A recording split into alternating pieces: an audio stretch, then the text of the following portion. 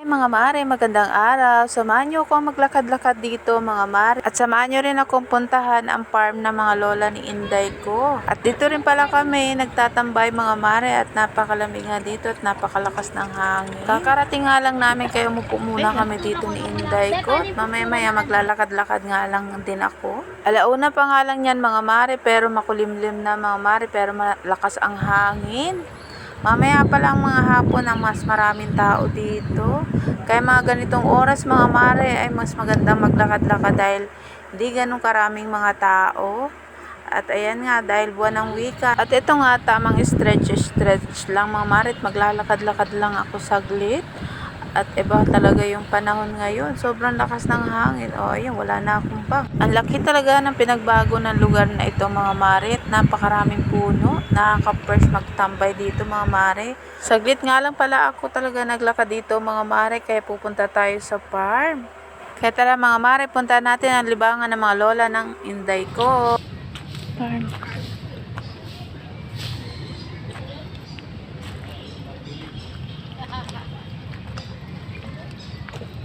Tanji!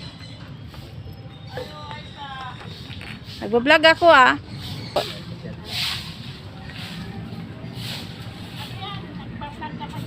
Oh, nagbablog ako. Ayan, ang gaganda ng mga tanim nila oh. Oh. Ayan. Uy, ang cute ng aso. Kaya aso yan?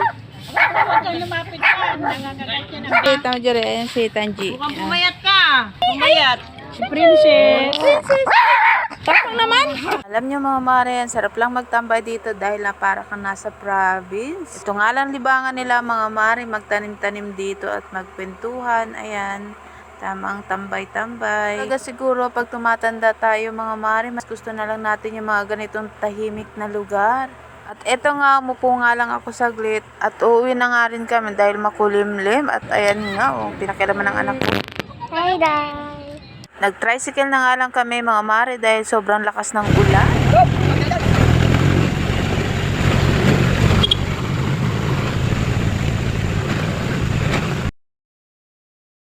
At dito na nga at nagtambay kami dito sa SM. Dito na nga lang kami magpapansundo kay daddy.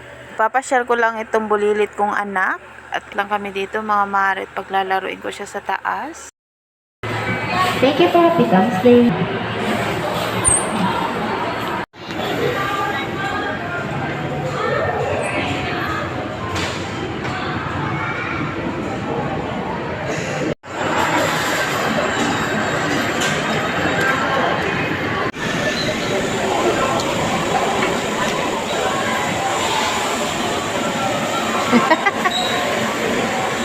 Ticket!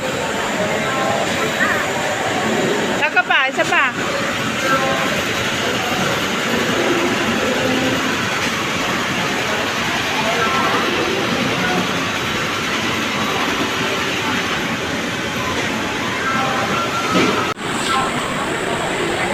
Ano gagawin? Ayun. Ilan? 10 lang? Daw. At pagtapos nga mga mare dito ay umuwi na rin kami at nagpasundo kay daddy.